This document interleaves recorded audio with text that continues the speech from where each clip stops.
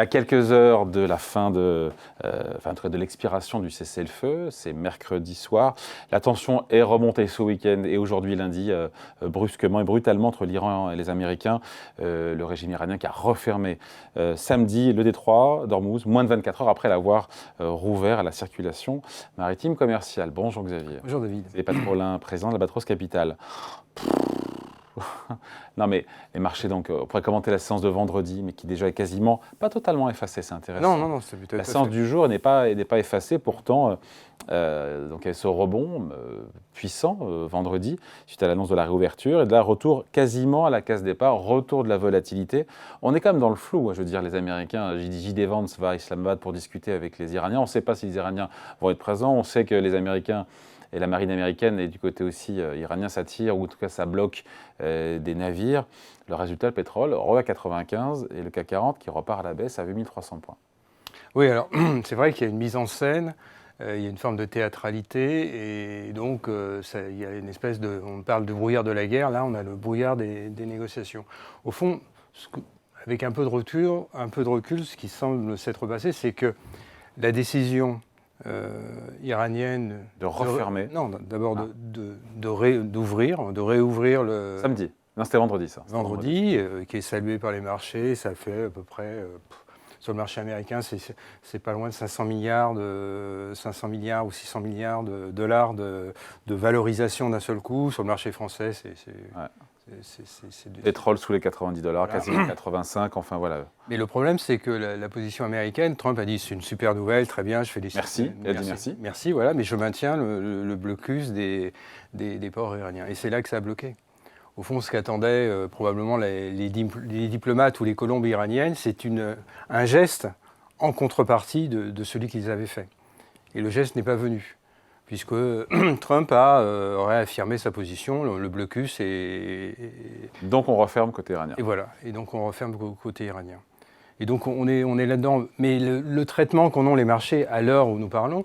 C'est de croire comme qu'une solution sera trouvée. Voilà, c'est ça. Alors qu'encore une fois, la trêve expire dans moins de 48 heures, voilà. Mercredi soir, et que les Iraniens n'ont pas encore dit s'ils allaient à Islamabad pour négocier avec les Américains. Non, alors bon, je présume, probablement n'iront-ils pas, parce qu'ils attendent des contreparties. Qui ne viendront peut-être pas.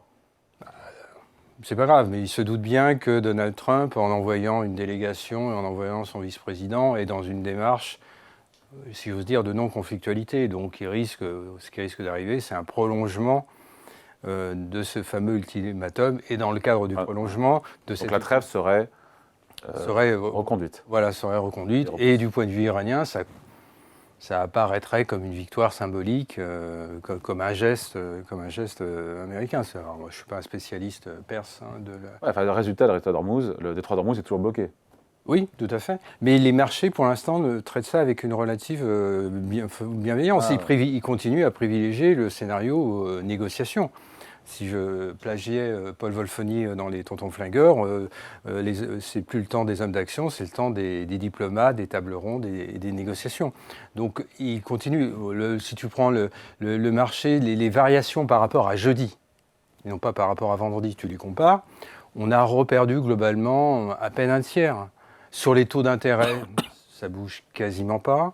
Sur l'échange, ça bouge quasiment pas. Sur le pétrole, oui, là ça bouge. Mais ça bouge. $90 à 95. Oui, mais sur les termes, si on prend les forwards, c'est-à-dire si on prend le cours du pétrole, non pas uniquement sur le spot, mais sur les échéances de 1 mois à 12 mois, on a des reflux qui sont assez modérés. C'est-à-dire qu'on ne retourne pas à la situation de jeudi.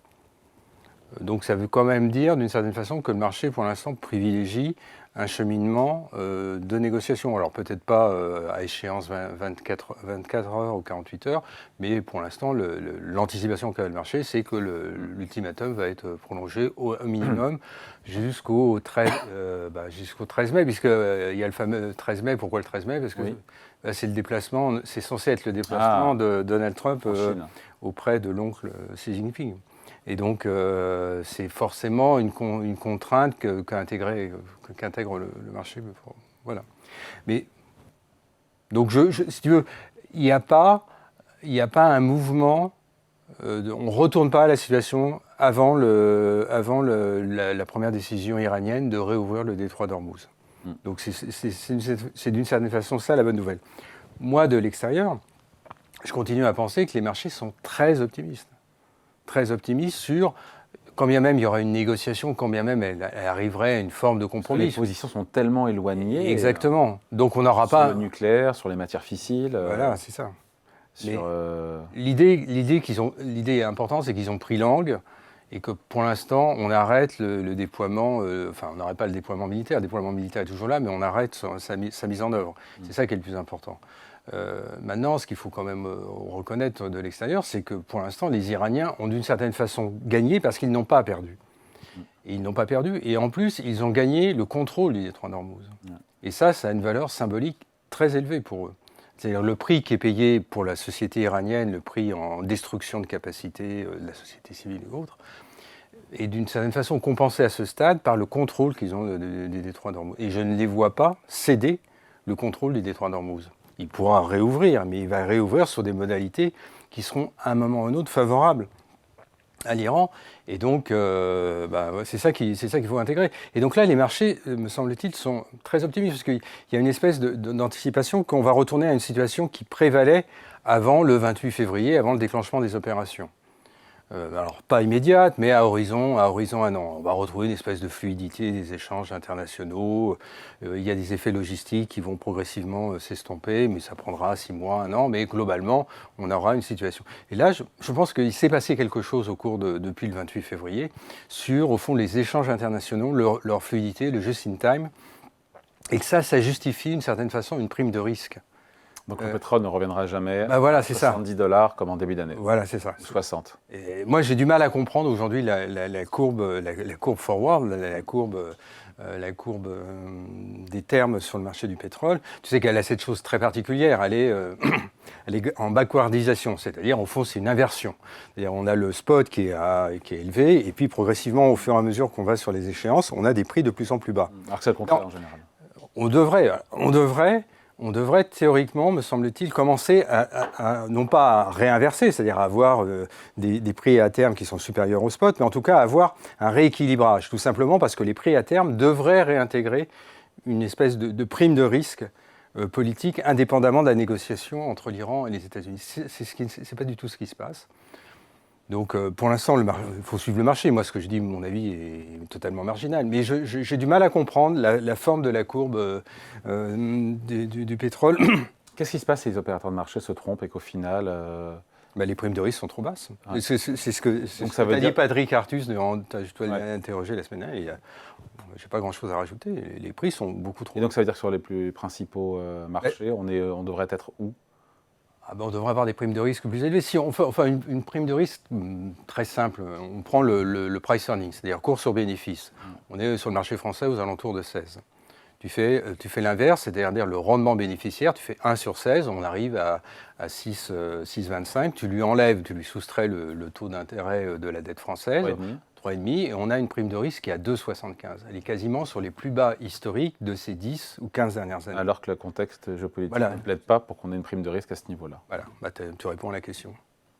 Donc il y a une contradiction. On fait quoi cette semaine sur les marchés, pour le coup, avec la fin du cessez-le-feu qui est prévu pour... pour l'instant, si j'ose dire, ne rien faire. L'expérience prouve depuis, au fond, le 28 février. Moi, je pourrais te donner une liste de scénarios, et puis chacun y mettrait ses probabilités. Au fond, on ne va pas rajouter du bruit au bruit. Donc, où tu as anticipé très largement avant, et tu es sorti, au fond, avant le 28 février, bon... Mais sinon, il faut surtout rien faire dans ce cadre-là, parce que ça change quasiment. On y perd son latin, on essaye de comprendre la situation de vendredi soir est complètement balayée, si j'ose dire, partiellement en tout cas, samedi. Pendant le week-end. On attend maintenant Islamabad jusqu'à mardi minuit, et puis après, probablement, Trump va prendre une décision. Enfin, voilà, tu ne vas pas rajouter du bruit au bruit. Mais globalement, moi, je trouve que si on prend les agrégats, si on prend les bénéfices, on est en même temps dans la séance de publication des résultats. Donc les résultats, pour l'instant, il y a quelques warnings, mais pas spectaculaires. Mais ce qui est très étrange, c'est que pour l'instant, il n'y a pas d'impact. Si on prend sur le CAC 40, d'une certaine façon, la crise actuelle est un véritable bénéfice. Pourquoi ? Parce que dans le CAC 40, on a Total. Et le simple impact de Total, les analystes révisent quasiment jour après jour en fonction du niveau du baril, et à chiffre d'affaires, rentabilité. Et donc globalement, Total masque, c'est un arbre qui masque le reste des 39 autres valeurs. Et sur les 39 autres valeurs, pour l'instant, il y a eu très peu d'impact de révision lié à ce qui se passe dans le détroit d'Ormuz ou dans ce qui se passe au Moyen-Orient. Il y a des impacts pour LVMH dans les publications et autres, mais ce n'est pas des impacts directs. Moi, ce que je suis bodeur à moyen terme, c'est que progressivement, il va y avoir des impacts de coûts, bien entendu. Les boîtes qui sont très sensibles à la consommation discrétionnaire ou non discrétionnaire vont être impactées. Il n'y a pas de secret, il va y avoir de l'inflation. On voit bien que dans les pays émergents, c'est particulièrement spectaculaire, et ça le sera aussi dans les marchés occidentaux. Donc cette inflation va avoir des impacts en termes de consommation.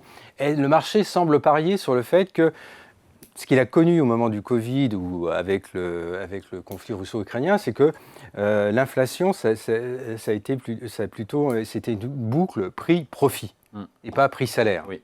Et donc le marché semble se dire, c'est le match au retour et ça va être à nouveau prix-profit. Donc les profits ne sont pas à risque. Là, je pense que les profits me semblent plus à risque.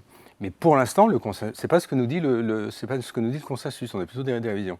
Mais globalement, oui, on a un PE de 16. On est, si tu veux, on devait faire ce qu'on appelle des déciles de valorisation, pas uniquement sur le price earning, mais sur d'autres agrégats, valeur d'entreprise sur chiffre d'affaires ou valeur d'entreprise sur excédent brut d'exploitation. On est sur des déciles de valorisation aux alentours de 70-80%. Ça veut dire qu'il n'y a que dans 30 à 20% des cas où on a eu des ratios de valorisation plus élevés. Et tu as du mal à croiser avec ce que tu disais tout à l'heure sur les risques que l'on semble percevoir. Donc, et cette bienveillance, encore une fois, des voilà. marchés.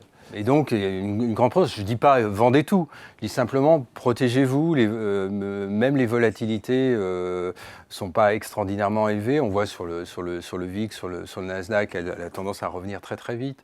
Donc je pense que se couvrir, se protéger, ce n'est pas une mauvaise stratégie plutôt que d'être cash. Je ne dis pas être 100% cash, mais avoir une stratégie de couverture. Et en tout cas, pour l'instant, si je veux dire, ne rien faire, attendre qu'on sache sur quel pied danser. Le scénario, me semble-t-il, ce qu'on appelle le ciel bleu, on va fumer, si je veux dire, le calumet de la paix ou le narguilé, j'en sais rien, et ça va rentrer dans l'ordre. Ça me semble très optimiste. Donc moi, je ne lui donne pas une probabilité aussi élevée que le marché lui donne. Donc si par chance j'avais raison, ça veut dire que les primes de risque vont se réintroduire. S'il y a des primes de risque, voilà, elles vont, les marchés actions corrigées. Absolument. On n'en est pas encore là. Affaire à suivre dans les prochaines heures. Explications et points de vue signés Xavier Patrolin, président d'Albatros Capital. Merci Xavier. Merci David.